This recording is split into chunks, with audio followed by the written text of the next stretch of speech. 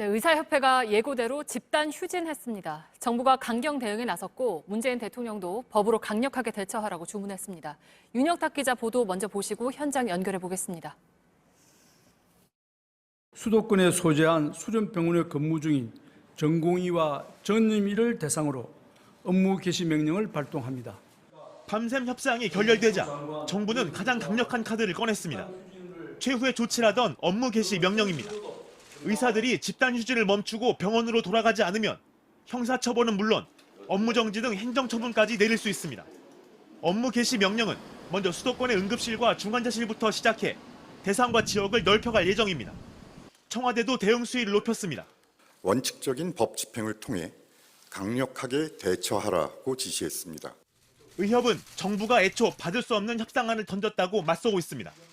업무 개시 명령은 단체 행동권을 부정하는 악법이라며 반발 수위를 높였습니다. 한 사람의 전공이 전임으로라도 행정처분을 받고 그리고 형사고발을 당한다. 무기한 총파업을 통해서 강력한 저항을 할 수밖에 없다. 복지부는 집단 휴진을 추진한 것이 일종의 카르텔이라며 의협을 공정거래법 위반으로 공정위에 신고했습니다. 공정위 관계자들은 오늘 오후 2시쯤 의협 사무실을 방문해 현장 조사를 실시했습니다. JTBC 윤영탁입니다.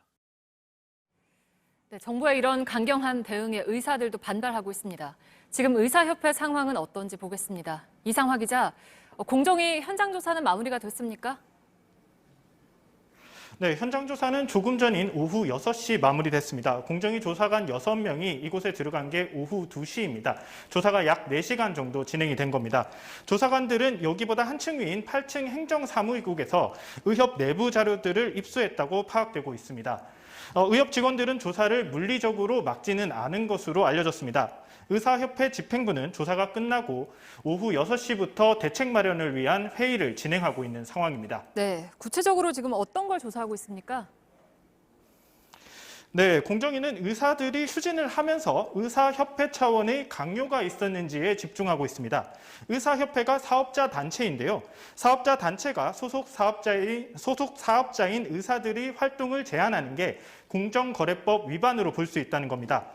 앞서 공정위는 의약분업 파업이 있었던 2000년과 원격 의료에 반대했던 2014년 파업 당시에도 의사협회가 공정거래법을 위반했다고 봤습니다. 같은 결론이 나오면 의사협회에 5억 원의 과징금 부과가 가능합니다. 또 경우에 따라서 사업자 단체 대표를 검찰 고발할 수도 있습니다. 네, 그러면 의협 쪽에서도 혹시 따로 입장이 나온 게 있습니까? 네, 복지부가 의사협회를 공정위에 공정위에 신고한 게 오늘 오전인데요. 몇 시간 뒤에 정부가 사실상 강제조사에 착수했습니다. 이례적이라는 평가가 나오고 있습니다. 이에 대해 의사협회도 강경하게 맞서고 있는 상황입니다. 조금 전 또 입장문을 냈는데요. 정당한 의사 표현을 공권력으로 탄압하는 것은 매우 부당하다고 말하기도 했습니다. 네, 그리고 이제 오늘부터 시작된 의사들 2차 파업은 지금 어떻게 진행되고 있습니까? 네, 오늘부터 사흘간 이어가는데요. 다만 대규모 야외 집회나 모임은 없습니다. 대신 유튜브 채널을 통해 오늘 오전 10시 반부터 온라인 발언이 이어졌습니다. 동네 병원들의 휴진율은 약 10% 정도입니다. 전공의들은 침묵 시위에 나서고 있는 상황입니다. 연락 가능한 모든 휴게기기를 끄는 방식으로 대응하는 건데요. 정부의 업무 복귀 명령에 거부하기 위해서입니다. 네, 잘 들었습니다. 이상화 기자가 전해드렸습니다. 앞서 정부와 의사협회는 오늘 새벽까지 대화를 이어갔지만 합의하지 못했습니다. 정부는 잠정 합의문까지 썼는데 막판에 인턴, 레지던트 같은 전공의들이 반발해서 무산됐다고 했고 의사협회는 합의를 했던 게 아니라 정부의 제안일 뿐이었다고 했습니다. 자세한 배경이 뭐였는지 박유미 기자가 짚어봤습니다. 박능후 보건복지부 장관과 최대집 의협회장이 참석한 협상은 오늘 새벽까지 이어졌습니다. 합의문도 하루 전에 만든 상태였습니다. 복지부가 공개한 합의문에는 의대 정원 확대와 공공의대 신설 추진을 코로나19 사태가 안정화될 때까지 중단하겠다는 내용이 담겼습니다. 정부가 정책 보류 입장에서 막판에 중단하겠다고 물러서면서 급물살을 탄 겁니다. 하지만 인턴과 레지던트로 구성된 전공의협의회에서 정책을 먼저 철회하라는 기존 방침을 유지했습니다. 대화와 협의에 의해 문제를 해결하기로 동의한 적도 있었으나 전공의 협의회의 투쟁 결정에 따라 입장을 번복한 점은 심히 유감스럽습니다. 의협은 합의안은 아니라고 반박했습니다. 정부가 이런저런 제안을 준비했으니까 제안 사항들을 그것을 의협 내부에서 여러 가지 검토하기 위한 정부의 아닌 것이죠. 전공의협의회 측은 잘못된 의료 정책으로 국민을 속이는 정부 행태에 결연히 저항하겠다고 밝혔습니다. JTBC 박유미입니다. 네, 이렇게 의사들이 집단 휴진하면서 진료에 차질을 빚은 병원들이 당장 나왔습니다. 오늘 병원들 상황이 어땠는지는 최승훈 기자가 전해드리겠습니다. 서울의 한 대학병원을 찾은 환자가 목소리를 높입니다. 사업도 좋지만은 사는 생각이 한 시간 넘게 기다리면 어떻게 하냐고. 몇 년 다니셨어요, 여기? 지금 한 4, 5년 된 것 같은데 지금 뭔 짓이냐고. 전공의와 전임의들이 집단 휴진으로 자리를 비우자 환자 진료가 늦어진 겁니다. 얼마나 기다리셨어요? 1시간 40분이면 2시간을. 몇 분 진료 보셨어요, 그러면? 지금 한 5분 정도. 대구의 한 상급병원은 운영 능력이 절반 아래로 떨어졌습니다. 정상 운영이 한 40% 정도로 이제 운영되고 있고요. 수술도 전체의 한 40% 정도로 받고. 지방의 또 다른 병원에선 수술할 의사가 부족해 환자가 입원하지 못하는 상황도 벌어집니다. 이번 환자 이번 병상 가동률이 한 20% 정도 떨어진 것 같거든요. 수술 필요한 환자들이 입원을 못하고 있다는 뜻이기도 하겠죠. 어떻게. 의사가 해야 할 업무를 간호사에게 떠넘기는 병원도 있습니다. 심전도 검사 이런 거는 원래 의사나 이제 의료기사가 해야 되는데 병동 간호사들한테 심전도 검사를 하라고 지침도 내려왔고. 간호사가 의사 업무를 병행하면서 치료가 늦어지기도 합니다. 모레까지 예정된 의사들 휴진으로 피해는 환자들에게 돌아가고 있습니다. JTBC 최승훈입니다.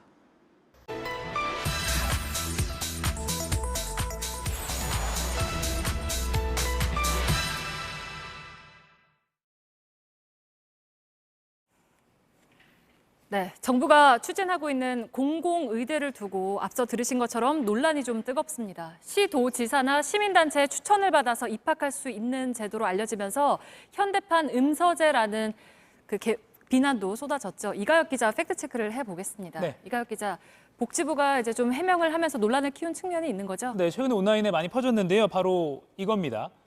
시도지사가 입학시켜주는 것 아니냐 이런 논란이 나오자 개인적인 권한으로 추천하는 게 아니라면서 복지부는 전문가, 시민사회단체 관계자 등이 참여하는 추천위원회가 선발 추천한 거라고 해명했습니다. 그러자 이번에는 시민단체는 왜 개입하냐, 심지어 운동권 전형이다 이런 비판이 나왔습니다. 결국 복지부는 오늘 최종적으로 아무것도 정해진 게 없다고 해명했습니다. 네, 그러면 애초에 시도지사가 추천한다는 표현은 왜 나왔습니까? 네, 저희가 찾아봤더니 2년 전에 처음 발표할 때 그 당시 발언들 때문인데요. 네. 2018년 10월에 이 종합계획이 발표되고 그 다음 달에 윤태호 복지부 공공보건정책관의 발언 들어보시죠.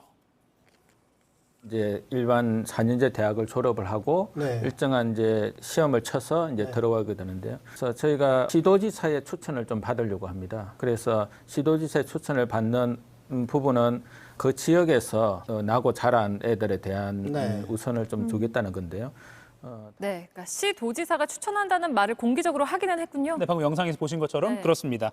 따지고 보면 복지부가 시도지사 개인이 누굴 추천하는 게 아니라고 이번에 해명은 했지만 지자체장 권한으로 산하기관이나 또 시민단체 등 외부 전문가를 전형에 참여시키는 것 같이 이 추천 제도 자체는 여전히 의심을 살 여지도 있습니다. 네, 그러면 앞으로 이 추천제는 안 하는 겁니까?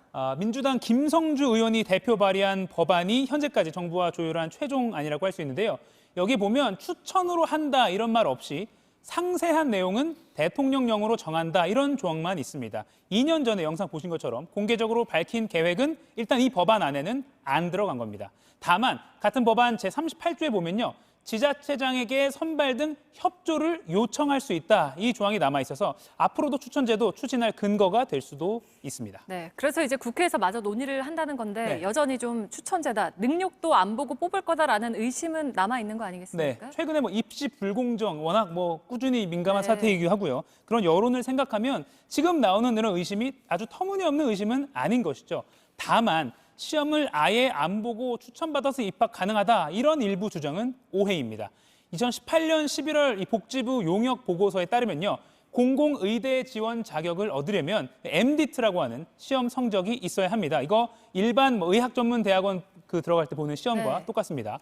오늘 복지부도 기존 의학 전문 대학원이나 의대 입시와 비슷하거나 더 강화된 입시 과정을 둬야 할 것이라고 밝혔습니다. 네, 그러니까 이런 논란이 좀 불가피한 측면이 여전히 있는 것 같은데요. 공공의대 학생 선발에 시도지사나 시민단체 추천이 애초에 왜 언급이 된 겁니까? 이 공공의료제도라는 그 제도의 특성 때문이라고 할 수 있습니다. 네. 이 공공의대라는 게요, 이 농어촌 지역에서 장기 근속할 의사를 양성하는 아주 특수한 기관이죠.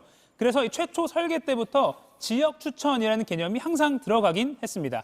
현 정부와 무관한, 현 정부 성향과 무관한 2013년에 서울대 의대 용역 보고서 내용 보시죠. 그 표로 정리를 한 건데요. 누굴 뽑을지 이 인재상을 보면요. 이걸 만들고 정립하고 또 추천 선발하는 과정에 지자체가 참여하도록 이렇게 설계가 되어 있습니다. 또 의사로서 기본 역량 말고도 지역 의료에 맞는 아주 특이적인 역량을 중요하게 평가해서 뽑아야 한다. 뭐 그런 뜻이 이론으로 정립이 되어 있습니다. 이 사실 여러 선발 과정 중에서 1차 선발을 지자체장 추천으로 하자는 이 내용은 가장 최근에 나온 서울시립대 용역 보고서에서는 빠져 있습니다. 대신에 전체 선발 과정에 의대 교수들뿐만 아니라 지역 전문가 또 공공보건의료 전문가가 반드시 관여를 해야 한다. 그러니까 의대 교수만 참여하는 것이 아니라 다른 지역사회도 참여해야 한다. 뭐 이런 내용이 들어가 있습니다. 정리하면 지역 추천이 거론되니까 음서제다. 이런 논란 자체는 과장된 측면이 있습니다. 단, 지역 의료의 특성을 반영한다는 이 추천 제도에 대해서 공정성 시비 없는 토론이 제대로 이루어지려면 정부와 국회의 보다 치밀한 검토와 충분한 대국민 설명이 필요합니다. 네, 그래야겠죠. 잘 들었습니다. 팩트체크 이가혁 기자였습니다.